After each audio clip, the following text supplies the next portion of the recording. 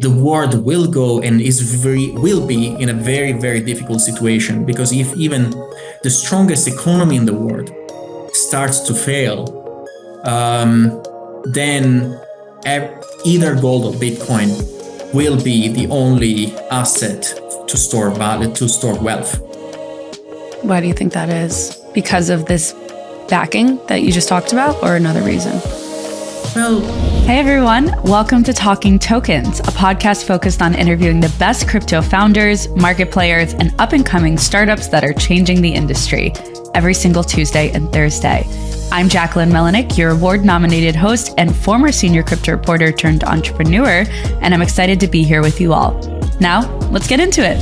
Today's guest is Paolo Ardoino, the CEO of Tether and CTO of Bitfinex. Tether launched in 2014 as a blockchain-enabled platform and is also home to the Tether stablecoin and the world's largest stablecoin with a market cap of over $110 billion. Bitfinex is also ranked as one of the top 10 crypto exchanges. I'm excited to talk to Paolo more about both of these endeavors. So Paolo, welcome to the show.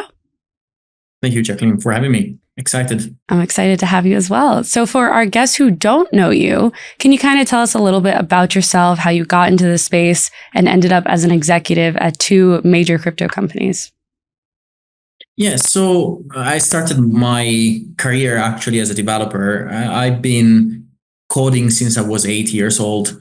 Life passion. I was living in a small town in Italy. I was lucky because my father bought me a computer, and I could not resist to the idea of using programming as a way to express myself. I was very bad in art, and fast forward, went to university in computer science university. Always interested in distributed computing. Big fan of sci-fi. So I think I made this different passion between coding and sci-fi changed my mind, and I started thinking how everything we build in our lives is actually very fragile. So I always thought that my drive in the space was trying to change that into building applications and software that is resistant to the wrath of God or to an apocalypse. And so that is how I see things still today when it comes to the two companies I'm involved in. And unfortunately, I see that most of what we use today as technology is actually very, very centralized and only works in the best case scenario. And so when in 2013 I came across Bitcoin, the white paper, I fell in love with that, because at that time I finished to work as a researcher for university. I was actually doing research for a very cool project, building peer-to-peer communication systems, very, very resilient communication systems for extreme scenarios.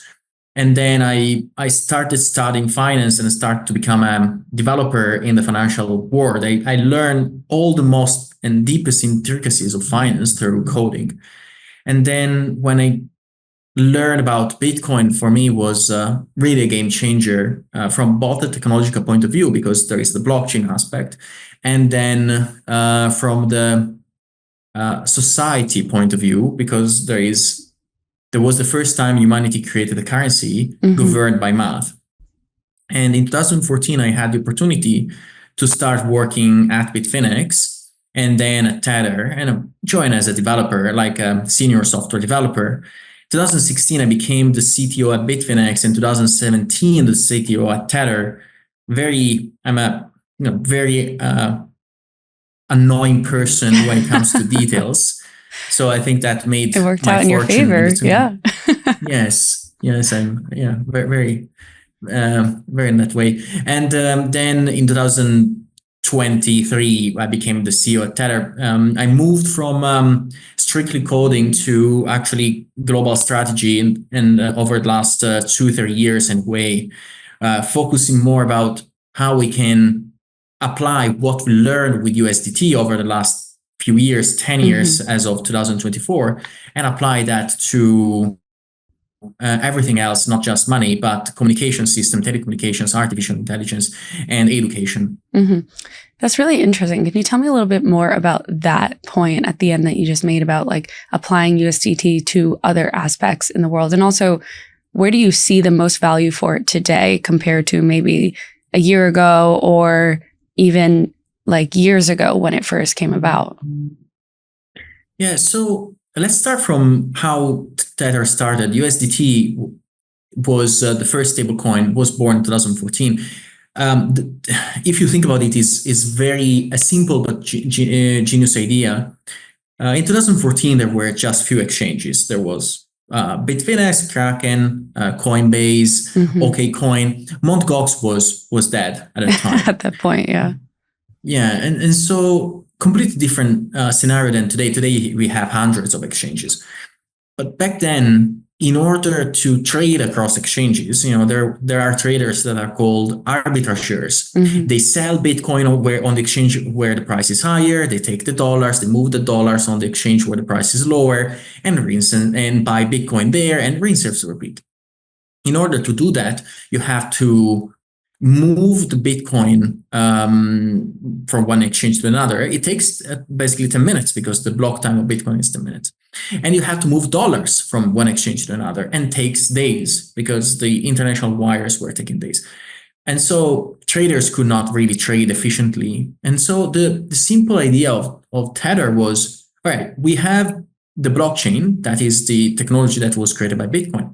And why we don't put on top of it the most used currency in the world, the dollar. That was, the US dollar. So ideally is very, very simple. And that started to gain traction after 2-3 years, not immediately. Not everyone understood, the meaning of that. But in 2017, and since 2017, it started growing very, very fast. And as of today, in 2024, we have $117 billion of market cap. But the way and other use cases of Tether changed dramatically over time. So at the beginning, as I said, was trading settlement, was a cryptocurrency used for trading settlement, became very popular, but that was it. But in 2020, with the pandemic, something's changed, very dramatically changed. So the many economies around the world started to almost fail at a faster rate. When I say fail, I'm talking about the devaluation of the national currencies of many countries compared to the US dollar. And so if you think about Turkish lira lost 80% of its value against the dollar in the last 5-6 years. The Argentina peso lost 98% of its value against the dollar in the last 5 to 10 years. And so all these people, countries, people and communities in these countries, they had to find an alternative, and they are drawn to hold the US dollar because the US dollar might not be the perfect fiat currency, but it's many times better than what they have. So the problem is that if you go in Argentina, you cannot hold too much US dollars unless you go, in a dark alley and go to the black market. It's very hard to get hold of dollars. And so people started to find actually dollars through their through the local crypto exchanges, and that dollar was called and is called USDT. So for hundreds of millions of people as of today, USDT counts more than 350 million people globally. Mostly they are living in emerging markets and developing countries. In all those countries where entire families are subject to the devaluation of the national currency, they are subject to the high inflation. So all these people need to have a lifeline, and they found that in USDT. So I don't consider USDT anymore cryptocurrency. To me, and for hundreds of millions of people, it's just a digital dollar. So if you think about PayPal, Venmo, Cash App, these are different ways to transport a dollar, right? It's just a payment app, but it's a transport layer, is a way to move dollars around. And with USDT, it's similar, just we use the blockchain as a transport layer rather than a smartphone app. And that's what actually made the success of Tether. But also, when it comes to why or what we learned from that, is that there is one of the reasons why financial markets are, humanity is trying to go to Mars and do the crazy things, and yet financial markets feel like they are stuck in 30 years ago. And technology didn't really evolve since 20, 30 years ago. And what we're doing with USDT is actually removing all the unnecessary intermediaries from financial transactions and putting in their place a technology that is called blockchain that is very, very transparent. The beauty of blockchain is that no matter what, no matter how much time it will pass, information is stored there and is immutable. So it's very transparent, and it offers a much more compliant layer than traditional finance, trying to track a wire that goes through 5 different banks across 5 different jurisdictions. And on top of that, so we removed intermediaries, many intermediaries, not all, but the majority of the intermediaries. We remove a lot of unnecessary hurdles, and we gave just a better product. So that concept of disintermediation can be applied to, for example, communications, like peer-to-peer communications should become a thing, right? Internet was built as a peer-to-peer system and point-to-point, and became a very, very centralized, in the hands of Google, Amazon, and Microsoft. Like 70% of the internet websites are served by 3 companies. That's not very good in the spirit of resiliency, at least. Yeah. So we are building a company that is Tether, based on 3 concepts: disintermediation. So remove the unnecessary intermediaries. You might need some, right? You connect to internet, you have your ISP, your phone company. That's an intermediary, but there are too many. We build a software that is much more resilient than what we have today. So if 99.9% of the communication system that humanity use are still owned by 3 companies. So we build communication systems that are much more resilient in terms of not being subject to central point of failures. And then same should apply to AI. AI, we have seen how it has been politicized already in the last couple of years through just Google, Gemini, and OpenAI, which doesn't have much about openness anymore. So education, the same, right? I'm Italian, and I saw how Italy was very, very unprepared during the pandemic, right? So there was no kids for almost 2 years could not study because no one had the technology in Italy to make them study. There was no preparation. And so the problem is that if there are, again, these events like the pandemic, we need education that is resilient, that is not politicized as well, right? So education should be free, should be open, should be accessible, and should not be controlled by a single set of people. So all these concepts are forming Tether, are at the core, very core of Tether. For Tether, it's best known for USDT, but do you see opportunity to expand into other currencies as stablecoins? I know recently Tether worked with the UAE on their currency, but what is really the demand there? And do you see the possibility for there to be a lot of different variations of Tether-backed stablecoins? Not USDT, because that will be obviously US dollar denominated. But for other currencies, what is the opportunity there, if any? So historically, Tether tried multiple times with the euro, with the Mexican peso, and with a few others. And another one that is different is Tether Gold, that actually is, in my opinion, one of the best products that we have. The issue with choosing and picking a new currency, and I think that UAE dirham will be very powerful because it's pegged to the US dollar.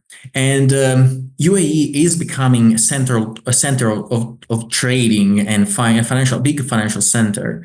Is between the East and the West. Is nearby India. India is growing tenfolds a year, basically, when it comes to financial impact on and it has the world, a big crypto economy. Yeah, exactly. So I think that that one is very particularly interesting. But in general, the way I approach picking new currencies for stablecoin is quite I think different than our competition. So the reason why USDT works and is very popular is that there is a huge demand outside the US. Right? I've been criticized a little bit for this statement, but I think that when I try to describe it this way, if you go in the US or you try to sell USDT in the US or in Europe, or you try to sell Euro and Euro Tether in Europe, it's like selling a bucket of ice to an Eskimo, because in New York you have 15, 20 ways of payment, right? You have one or two credit cards. I mean, I was reading that US accrued around more than $1 trillion in debit card and debt. You cannot take debit on your stablecoin, right? So it's the blockchain will not allow you to do so. So, but also you have PayPal, Venmo, Cash App. And, there's a lot of weighted transfers here and in Europe, right?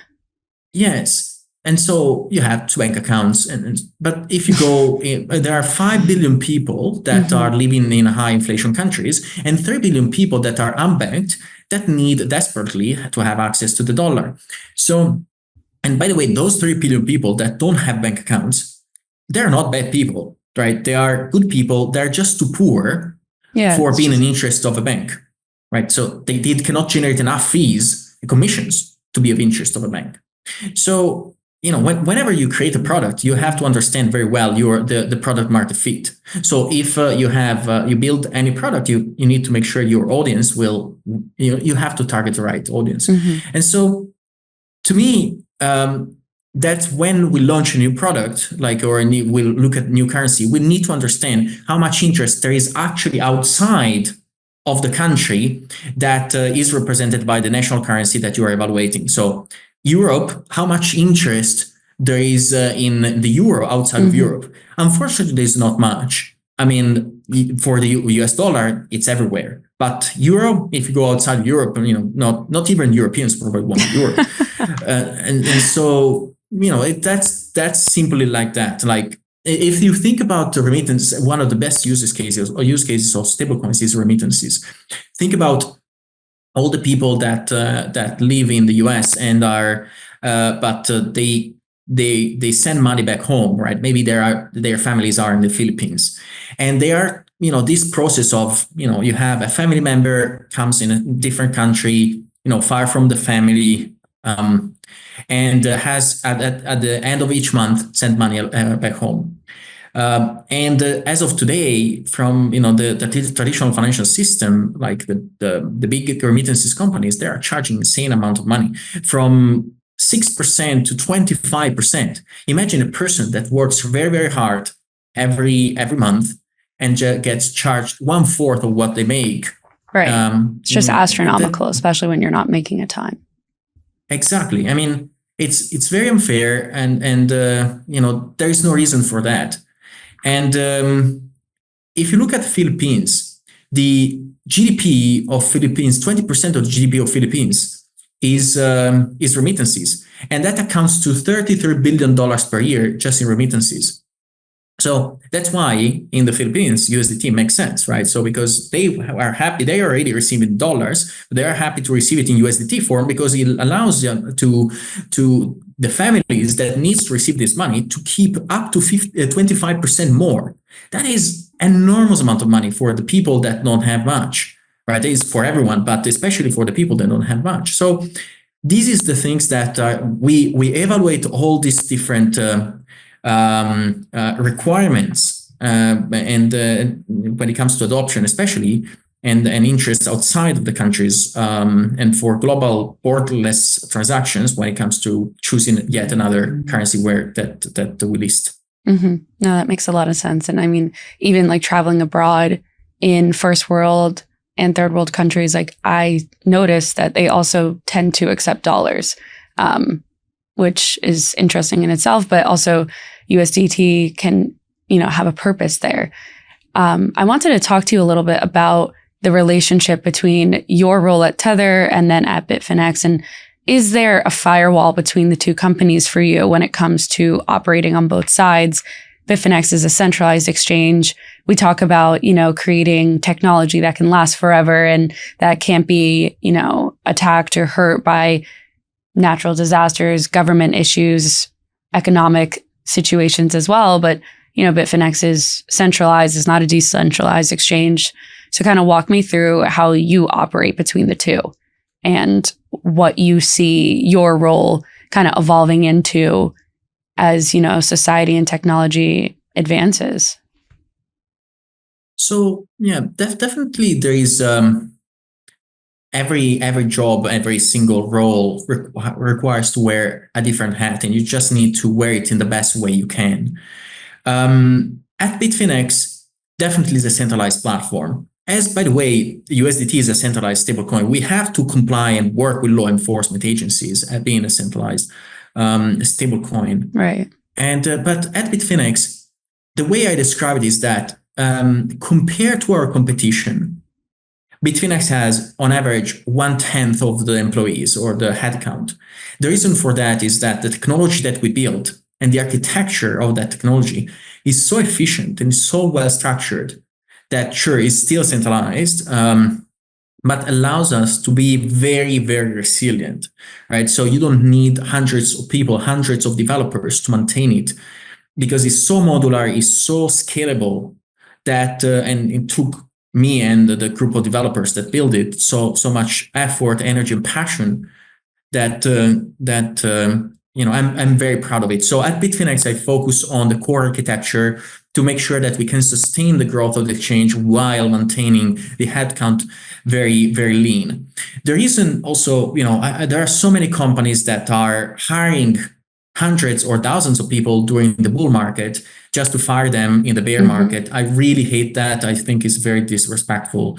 And so the way we build technology, and I'm sure that technology is built at Bitfinex, is that it's built in such a way that allows us to grow and scale very fast without much issues. At the Tether side is much more strategical, and so I focus on strategy. I focus on also on communications, on building basically our company core values. Tether had a huge growth in the last 3 years, basically. And so we took the company from a very, very small startup to a multi-billion, and now is $117 billion market. What would you attribute to that growth in the past 3 years? Sorry to interrupt, but I just wanted to kind of touch base on that. And how do you think it kind of, accelerated that much in such a short amount of time? I wish I could tell you that it's because of me and the good other people that we have an amazing team that contributed to that growth. The reality, and is almost an unfortunate reality, is that our product is great. Our team is great. But the biggest contributor is that, unfortunately, the world is not going towards a nicer direction. And when that happens, so think about this. The success of Tether and a few other companies in the space, in the industry, and also the tech industry, are directly related to the unsuccess of the world economy. Because we provide a better solution for communities in countries that are almost in a black hole.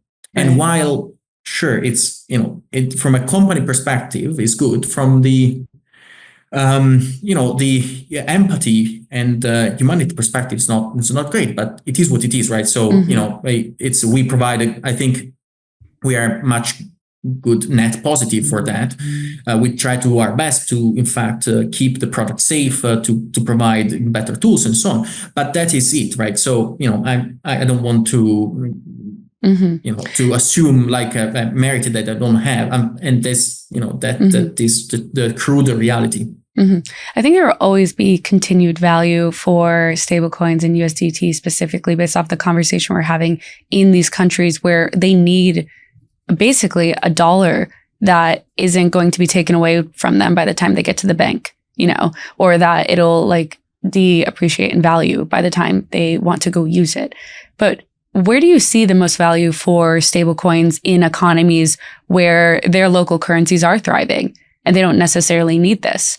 Does it kind of hold the original purpose of a stablecoin of like arbitrage or like safe haven for crypto holders, or is there another purpose that you see beyond it? This podcast is sponsored by Galaxy. If you're immersed in the world of Web3, Galaxy is a name you need to know. As a decentralized super app with an impressive 21 million users boasting over 100 million monthly transactions, Galaxy is elevating its impact with Gravity, the magnet chain for Web3. Gravity is designed for full chain abstraction, zero knowledge proof-based privacy, and rapid transaction speeds, all coming together to offer an unparalleled user experience. Gravity opens the door for developers to effortlessly build on the largest on-chain distribution platform, and for users, it promises an even smoother, more secure journey through Web3. It's not about being on-chain, it's about being on the right chain every single time. Galaxy is on a mission to onboard the world to Web3, and Gravity is the magnetic force that will propel the vision forward. Ready to launch your Web3 journey? Build the future on Gravity. Visit gravity.xyz for more information. I think in, let's say, richer economies, I think stablecoins are all about making things more efficient. So right now, for example, when you have to use, you basically would use a clearinghouse for trading, and it becomes programmable money. So you have the money instead of, with wires, you can just send and receive wires, right? But with stablecoins, you can create AI, artificial intelligence agents that do the craziest things, and they can pay each other. I mean, that is, a nice to have. That is very important, by the way, for richer economies. It's very, very important to make money more efficient, because can keep help to improve the economy, right? The more the money will move fast, the more the economy will thrive. And so very, very important. And you can build very complex features around money to make it safer to use, to make more resilient to use, and so on. So all great. And that is, I find it very exciting as well. But my first thoughts are always towards, who needs it the most. And so we are, as a company, we are all focusing on both sides, make money more programmable for richer economies. But I find it more exciting to try to bring additional features or bring access to the people that never had access to financial systems and services. Yeah, no, that makes a lot of sense. And I mean, even for the more richer economies, quote unquote, there is that purpose there in being able to transmit money at like the speed of light, opposed to at the whim of banks or wiring or anything of that front. When it comes to Tether's operations and Bitfinex's, where do you see the most opportunity to grow from a regional perspective? Like, are there certain markets or emerging economies that you're looking at really expanding operations in? I think Central and South America and Africa are going to be the two most important, let's say, continents or part of continents. Why is that? Central and South America there are few countries that are actually, Argentina, I like what is happening there, because I think Milei is trying to create a push towards more sustainable economy. I think cutting costs is very important. I mean, put yourself in the shoes of an Argentinian person after 2 defaults. You don't want to go through a third one. I mean, money, the history is very important. I really love history. I was reading about the Weimar Republic, between the 2 world wars, when with a wheelbarrow of German marks, you could buy a loaf of bread, right? So that is what high hyperinflation could make happen. The trading. And that is what is happening in Argentina, right? So we try to get change, let's say $500 in cash, is you get like a pile of cash very, very tall. So it's history keeps repeating itself. So you need politicians and that are really trying to do something drastic and trying to cut costs, because that otherwise become unsustainable. And El Salvador is another good example. I think boutique countries have the chance, being flexible, if they have good politicians, they can really change their future.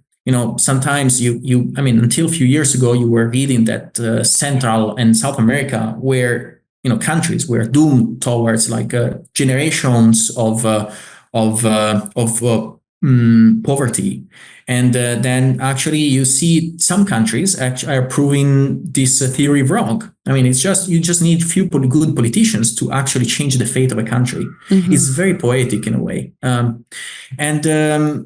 And so also Africa, I think, is there is a huge opportunity. But again, all these two regions have in common the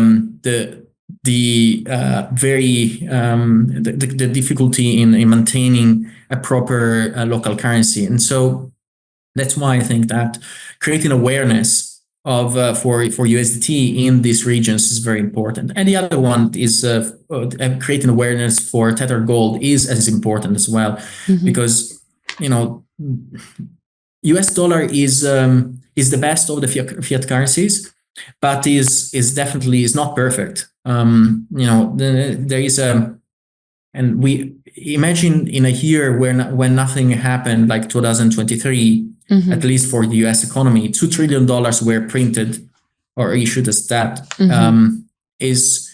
Tells a lot about the risks of inflation and hyperinflation. So you want to be in a situation where there is a website that shows how even in the US, after 1971, sorry for the term, but there is still, this website is called What the Fuck Happened After in 1971, and describes how the pegging the US dollar from the gold actually changed also the US economy, and by then with one single household salary you could buy a house and buy a car. Today is becoming increasingly more difficult. And so without the lack of proper fundamentals, everything changes. And while the US dollar is still very, very strong, imagine the rest of the world that does not have the US economy to back this up. When it comes to the dollar, I think, and maybe I'm speaking from a very American-centric view, but globally, it's very well respected. People, want it as a currency. They accept it as a currency. And again, maybe this is just like American point of view, but what happens if the dollar loses its footing and isn't as strong as it is perceived to be, especially in the case of USDT? How does that affect the stablecoin and people using it? So that's a good question, because of course it requires a huge view on the macroeconomics. So from our perspective, the only most important thing that USDT needs to do is to maintain the reserves. The way we do it is that we have, for the vast majority, US Treasury bills, short term, like less than 3 months, 3 months or less. So that means that, and also we use a tool called overnight reverse repos. We have our T-bills in Cantor Fitzgerald. I mean, the owner, Howard Lachnick, was very, very public about it. And so he said, he confirmed that the money is there. So although we have quarterly attestations, I think given the noise that happened over time around Tether, is very important to have multiple confirmations and have independent confirmations about the strength of our company. But, if the US, even if the US dollar goes through a very high inflation, I mean, today with $117 billion, you can buy a lot. But we'll go back to the Weimar Republic in Germany. If with $117 billion, as long as we have all the reserves to back that $117 billion, which we do have, then if you can buy a car with $170 billion because money lost its value, then it's not our problem. In the sense that we have just to offer one-to-one service. We don't have to beat the dollar, right? So this is the digital dollar. So it has just to be maintained on a one-to-one basis. What I think will happen is that if we assume that the very hypothetical case, I think the world will go and will be in a very, very difficult situation, because if even the strongest economy in the world starts to fail, then either gold or Bitcoin will be the only asset to store value, to store wealth.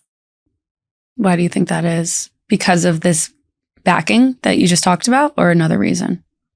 Well, no, I mean, I'm saying that if even the US dollar fails, I mean, USDT will be fine, it says, but then we'll lose interest, right?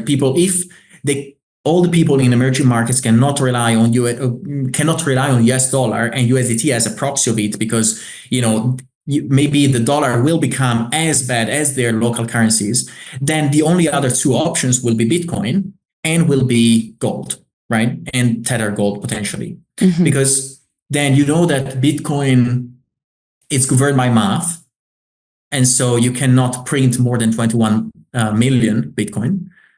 And gold is governed by nature, unless we get an asteroid on our heads that is full of gold. Then it doesn't even matter. Hard to extract. Yeah. Yes, then we're all gone. That's it, right?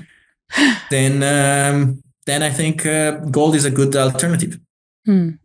Yeah. I mean, even in my personal life, I have some friends' parents who still buy gold, or they'll buy gold jewelry because, like you said, they see value in holding it. So that's super interesting. And I wonder if there's a way, and maybe Tether is working on this, but to kind of disseminate that information and educate people on the value of holding a stablecoin beyond just, using it as a transfer of value. So we do many educational initiatives around the world. Crypto made our success for sure, but we want to explain that crypto is not. So there are different cryptocurrencies, and not everything is the same. So to me, there is an entire part of the world that cannot afford to speculate, right? And unfortunately, there is Bitcoin. There is a couple other cryptocurrencies. There are stablecoins, and there are many, many things in crypto. I would say 99% that there is a lot of noise, and I think can get dangerous. So we do education on the importance of Bitcoin as freedom choice, and ultimate, worst case scenario form of money. And we do education on stablecoins, especially as a way to hold dollars in your pocket, and especially even in the most remote areas of the world and in the poorest areas, people still tend to have smartphones because everyone communicates with the families, right? So they might not have energy at home, but they still have smartphones, and they power access them with the internet with and everything. Yeah, they power them with batteries and with rechargeable batteries. So holding for the first time for them, instead of accruing cash under the pillow, they can start forming their first savings account. That for us, especially in the wealthiest countries, is quite normal. But for them, it's the first time in their lives, and the generations they could do that. Yeah. How do you view the USDT trading volume in the past year compared to previous years, or market cycles, as we refer to them in crypto timelines? And going off of what you just talked about, has there been an influx lately for USDT, and what would you kind of attribute to that? USDT had, At the beginning of the year, USDT was below $100 billion in market cap, and now it's 117 billion. Yeah. It's the spread of I think the word of mouth is actually much more powerful than any marketing activity we could ever do, because if again, there are so many, the situation is worsening in so many countries that this is one of the main reasons why, today, well, in the last weeks and the last months, last year, the volume of USDT has been ranging between 30 and 60, 70 billion dollars a day. So it means that around, on average, half of the supply of the market cap of USDT gets transacted every day. Is astonishing as a number, and shows that people use it as their money, as a digital dollar, because it's really rooted in everyday lives of people. It's not anymore a cryptocurrency. It's not just for geeks, right? It's actually for people. Yeah. Is there a way to find out if these are people who are, like, the percentage of people that are just trading it, whether it's on and off exchanges, or people who are using it as, their means of exchanging value on a daily basis? We talk to different exchanges, so it's, you cannot discern everything from the pure blockchain, but we talk to different exchanges. Also, we gather information from all the counterparties. And so I was reading, for example, there is this article, I think it was Forbes, and described how in Argentina, although many people have USDT on local exchanges, they don't trade. They just use them as banks, right? They hold and they use it or withdraw it to use it for payments. So the way USDT is being used is very, very diverse, right? From trading to remittances to holding, payments, everything you can think about is just the usage of a normal bank account, but much faster and cheaper to hold. Yeah. How do you view competition between USDT? Obviously, it is the largest stablecoin by a lot, by market cap, by trading volume. It's at the top, but there are other stablecoins out there that, have a very substantial amount of trading volume, market cap, metrics, etc. Like USDT. I know DAI is also doing well. What are your thoughts on the other stablecoins out there? And in regards to USDT, what are you kind of doing internally to make sure that it remains at the top? Or do you guys not even care that it's number one? I would imagine you do, but. Well, I think we do care about the fact that we get the product that we build is actually the one that has the best use case and uses the most, right? So it's not about being first. I think that if there is a better product, they always should win, right? Otherwise, otherwise we go back to the problem of traditional finance where there are better products, but they cannot emerge. So I think that in any technology, the best product should always win. It's just about humanity advancement. Right. The way I see it, though, is that we put so much time, across all the companies group. So all the group of companies, we have people coming from around between 65 and 70 different countries. So we base our strategy on the stories of the families of the people that work for us. So we learn a lot from them, and so that's why I think we nailed it. Right, we understand very well what people need. I think our competition is trying to be too much to go towards institutional customers, and we instead are more proud to be the stablecoin for the last mile, right, for the person in the street. I think there are completely two different strategies. But I think ours is paying off because the problem is that if you target institutional finance, then bankers would change product for 1 basis point, of difference. While people in the street, if they trust something and if they can rely on something, they will be loyal forever. And that's making our success. I'm not saying that others cannot copy us, but so far, this is what making the difference. We keep growing up. I mean, our main competitor is recently has been quite stagnant in their market cap, but ours keep growing up because, again, our audience is the one that is needing an alternative more than any banker in the world.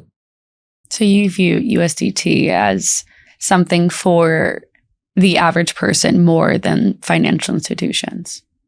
Yes, because the financial institutions don't need us. They have already the best rails to transfer money. Slow sometimes, but they work. They do the job, clearly. Trillions of dollars are moved every day. I also wanted to talk about Tether implementing its services and products into different blockchains and how you go about deciding that internally. I know recently Aptos was integrated Tether, and there's a number of other blockchains that there's, I guess, quote unquote, partnerships with. I use that term kind of loosely, but how does that kind of happen on your end? And where do you see the most value in terms of like adding Tether to blockchains? So it's all about the ecosystem, right? Historically, we launched on around 15 different blockchains, but we removed recently 5 of them because there was not enough traction. I mean, if you'd go through all the implementation and you have to maintain a blockchain or the usage of a blockchain, but you don't see enough use case or volume or then it starts to make sense to decommission that chain. So Aptos, and another one that was very important was TON, the Telegram blockchain. Right. Telegram has 1 billion users globally, has a huge distribution channel. Aptos has very strong collaborations across the world. So for us, one of the most important aspects of a technology or blockchain is security, right? So, and also the ability of allowing us to comply with our regulatory and compliance requirements. So we look at all these different metrics, but we are very, very selective. So we need to make sure that we devote our resources and focus on the ones that can offer to all the people. And by the way, this is also important, goes a long way what I said before. Transactions on blockchain should be cheap and fast.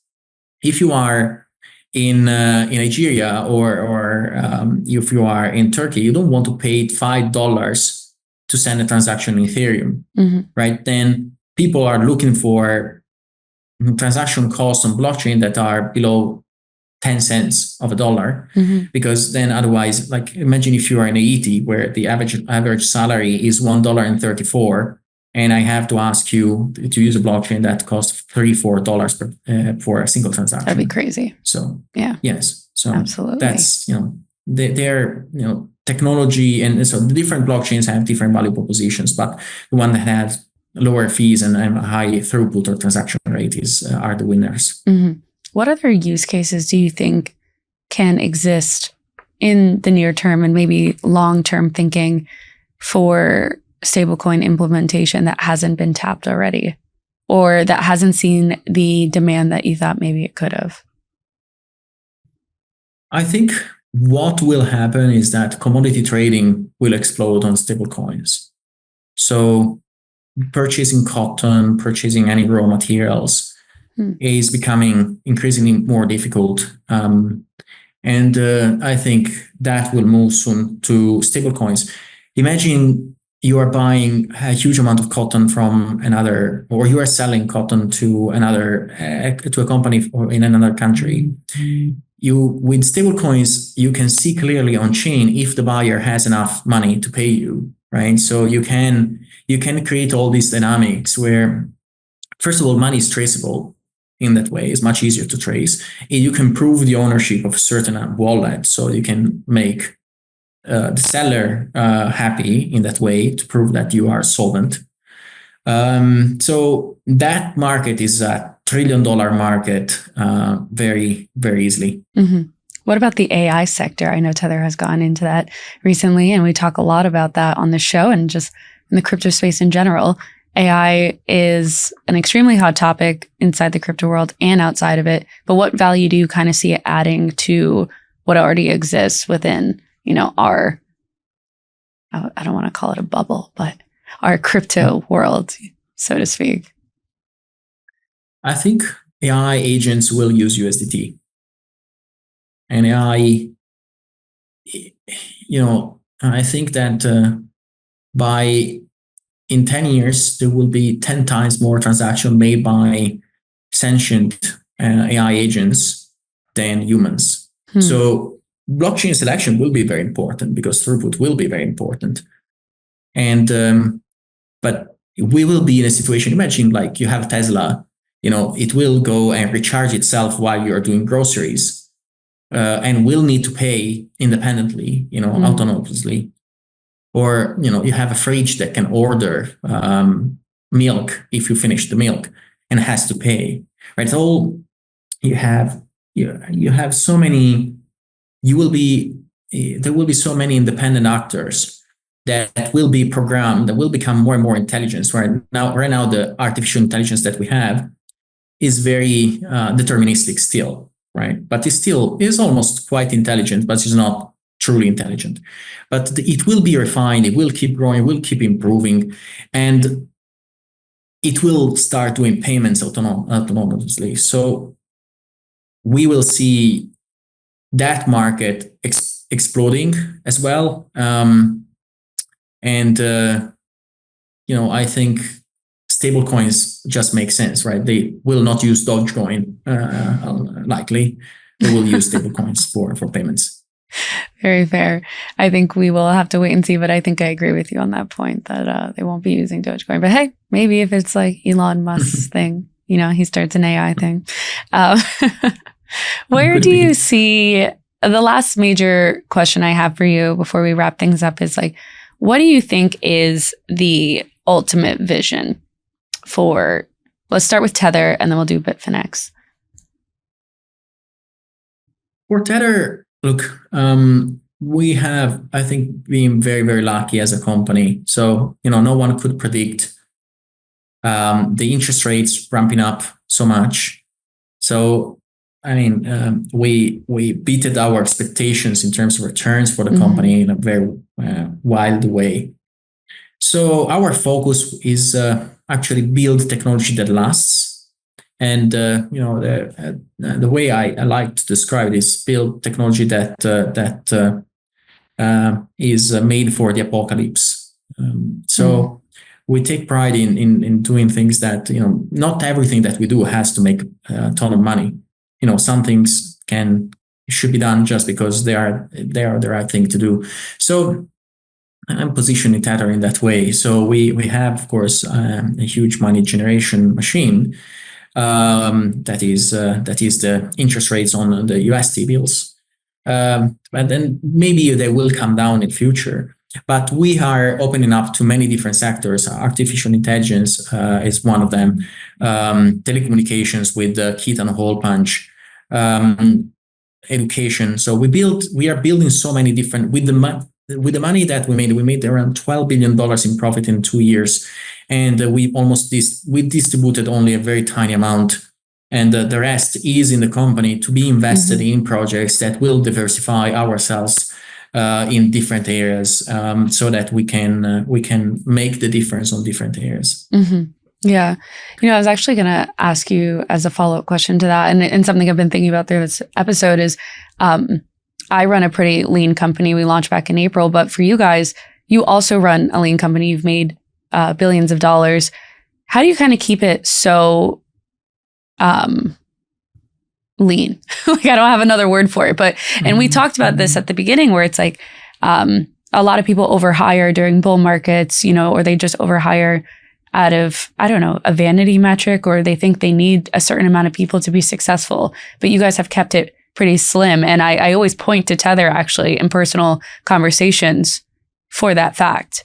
So how do you kind of look at it as, the CEO? So in all the companies I'm involved in, I always do the last interview. I think one of the main issues is of any company is that you eventually have the risk of hiring someone toxic, and then it will destroy the work of others. So we have a very let's say horizontal structure. We hire people that are senior, that are very productive. They are joining the company not because it's yet another job, but they see in the company something bigger. They like the narrative. They like the reason what we are doing. They like that we have been very, very resilient over the last decade. So they want to be part of that story. And so even during all the difficulties that we had, we never lost one single person. Sometimes you might have someone to say, oh, in some companies, you can find someone that says, no, this is too much for me. I want out because, who knows? But we never had that situation because people really see the good that we are trying to do. And so they put an insane amount of effort and hours to make this story happening. We couldn't make it without these type of people that are very, very committed to making a change, right? To participate to change. So the only thing that matter in such a company, if you want to remain lean, is finding the right people that they don't go in ego trips and so on and so forth, right? Mm-hmm. Yeah, I like that. I think that segues perfectly into the last question I ask all my guests. Can you leave us with a piece of advice, something that you've carried with you throughout your time in this industry? That's a good question.